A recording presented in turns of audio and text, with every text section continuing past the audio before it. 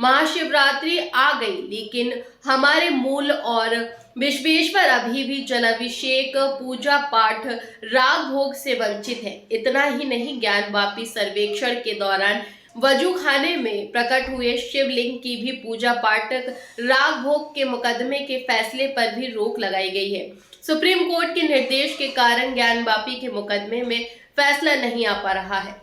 उक्त पीड़ा ज्ञानवापी में प्रकट हुए शिवलिंग की अर्जेंट पूजा पाठ की मांग कर रहे वाराणसी कोर्ट में वादी शैलेंद्र योगीराज सरकार ने व्यक्त की है, जो कि जगत गुरु शंकराचार्य स्वामी अभिमुक्तेश्वरानंद सरस्वती महाराज के शिष्य हैं।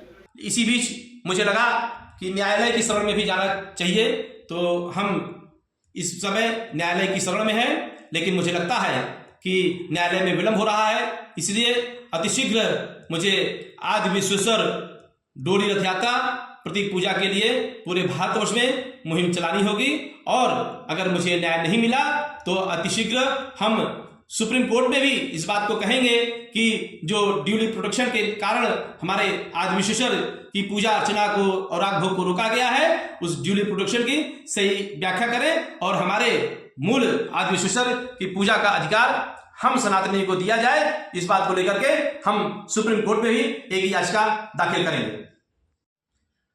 मैं शैलेंद्र योगीराज सरकार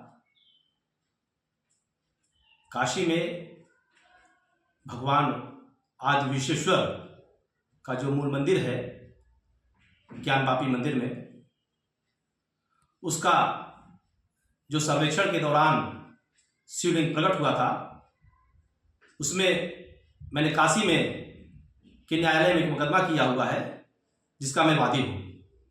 आज शिवरात्रि आ गई है, अत्यंत पीड़ा हो रही है, बड़ी तकलीफ हो रही है, कष्ट का विषय है कि हमारे मूल आदि विश्वेश्वर जिनकी पूजा अर्चना, राग भोग और महाशिवरात्रि के पर्व पर जलाभिषेक नहीं हो पा रहा है, ये हम सनातनी हिंदुओं के लिए बहुत ही पीड़ा का विषय है।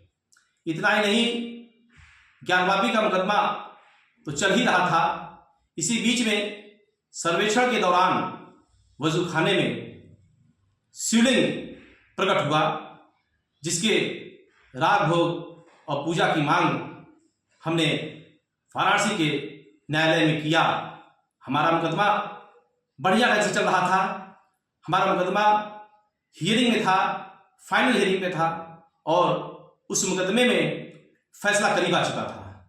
लेकिन इसी बीच में सुप्रीम कोर्ट का एक गाइडलाइन आ जाती है जिसमें यह कहा जाता है कि अब कोई मुकदमा नया दाखिल नहीं किया जाएगा और अभी किसी भी तरीके का कोई फैसला भी नहीं सुनाया जाएगा, जिससे कि हमारा जो मुकदमा आदि विश्वेश्वर में राग भोग का ज्ञानवापी का चल रहा था वो प्रभावित हो गया है। मुझे बड़ी पीड़ा है और अत्यंत ही कष्ट हो रहा है कि हम सनातनी अपने मूल आदि विश्वेश्वर भगवान भोलेनाथ का इस महाशिवरात्रि के पर्व पर रुद्राभिषेक, जलाभिषेक नहीं कर पाए हैं। एक ऑर्डर है जिसमें कहा गया था, हमारे जगत गुरु शंकराचार्य जी भी कि उनके शिष्य लोग भी न्यायालय में गए थे। हमारे जगत गुरु शंकराचार्य जी लगातार 108 घंटे तक बिना अन्न जल के अनशन पर बैठे थे, लेकिन उनकी बात को भी नहीं सुना गया सरकार के द्वारा। तो एक याचिका दाखिल की गई। इस याचिका में एक आदेश दिया सुप्रीम कोर्ट ने, ड्यूली प्रोटेक्शन का तात्पर्य जो हम लोग समझ पाते हैं विधि विशेषज्ञों से जो पता चला है कि उसकी सुरक्षा।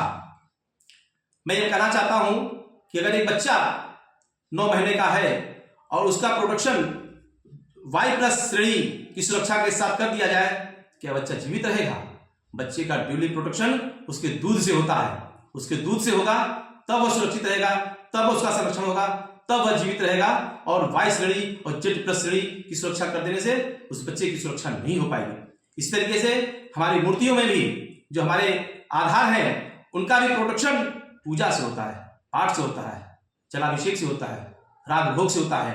क्या मूर्ति के तरफ चारों तरफ सुरक्षा लगा देने से उस मूर्ति की सुरक्षा होगी, ड्यूली प्रोटेक्शन होगा। उस मूर्ति का जो आहार है वह पूजा है, वह मूर्ति पूजा की पात्र है। उसको उसका पोषण, मूर्ति की शक्ति उसकी पूजा में निहित होती है। इसलिए हमारा न्यायालय से अनुरोध है कि ड्यूली प्रोटेक्शन को ठीक ढंग से समझें और इसकी आड़ में हम सनातनी हिंदुओं के साथ अन्याय न हो, इसलिए उस ड्यूली प्रोटेक्शन के आर्डर को ठीक ढंग से सिद्धांतिक रूप से उसकी व्याख्या करके हमारे आदि विश्वेश्वर का जो प्रोटेक्शन के आड़ में जो जलाभिषेक, रुद्राभिषेक और उनका आराध भोग नहीं हो पा रहा है, इस जो ड्यूली प्रोटेक्शन है इसको परिभाषित करके हमारे भगवान भोलेनाथ मूल आदि विश्वेश्वर की पूजा का अधिकार हम सनातनियों को दिया जाए, यही मेरा अपील है।